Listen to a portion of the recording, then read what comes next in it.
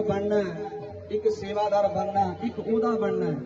ਇੱਕ ਗੱਲ ਯਾਦ ਰੱਖਿਓ, ਮਾਤਾ ਰਾਣੀ ਨੂੰ ਸਾਰੇ ਪਿਆਰ ਕਰਦੇ ਆ, ਤੁਸੀਂ ਵੀ ਤੇ ਅਸੀਂ ਵੀ, ਪਰ ਜਿਹਨੂੰ ਮਾਤਾ ਰਾਣੀ ਪਿਆਰ ਕਰਨ ਲੱਗ ਜੇ ਉਹ ਵਿਰਲਾ ਹੀ ਹੁੰਦਾ ਹੈ। ਉਹ ਹੈ ਗੁਰਪ੍ਰੀਤ ਗੋਪੀ ਭਗਤ। ਤਾੜੀ ਮਾਰੋ ਇੱਕ ਵਾਰੀ ਜੋਰ ਨਾਲ। ਮਾਂ ਨੂੰ ਸਾਰੇ ਪਿਆਰ ਕਰਦੇ ਆ, ਪਰ ਮਾਂ ਕਿਉਂ ਕਰਦੀ ਹੈ? ਉਹ ਇਸ ਮਾਤਾ ਰਾਣੀ ਨੇ ਆਪਣੀ ਇੱਛਾ ਦਿਖਾ ਦਿੱਤੀ ਹੈ ਕਿ ਹਰ ਸਾਲ ਇਹ ਮਾਂ ਕਾਲਕਾ ਰੱਥ ਯਾਤਰਾ ਆਉਂਦੀ ਹੈ।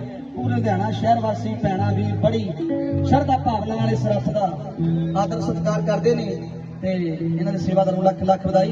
ਇਹਨਾਂ ਦਿੱਤਾ ਸੁੱਖ ਮੈਂ ਦੇਣਾ